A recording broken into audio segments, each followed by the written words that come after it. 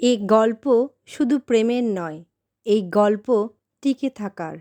প্রতিদিন প্রতিটা মুহূর্তে নীরবে ধৈর্য ধরে বেঁচে থাকার।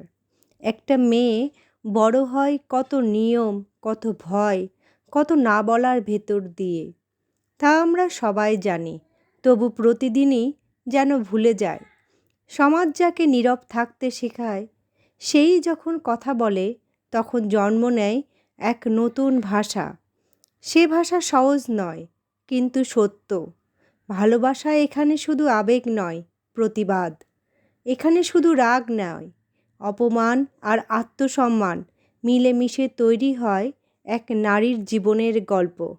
কিছু সম্পর্ক শব্দে বাঁধা যায় না, কিছু যন্ত্রণা কাউকে বলা যায় না, তবু সব কিছুর মাঝেও মানুষ বাঁচতে চায়। ভেঙে পড়া মানেই শেষ নয়, অনেক সময় ভাঙার শব্দেই নতুন করে দাঁড়ানোর সাহস জন্ম নেয়। মহুয়া কথন, এক নারীর কথা, এক জীবনের কথা, আর আমাদের সবার ভেতরের কিছু না বলা প্রশ্নের কথা।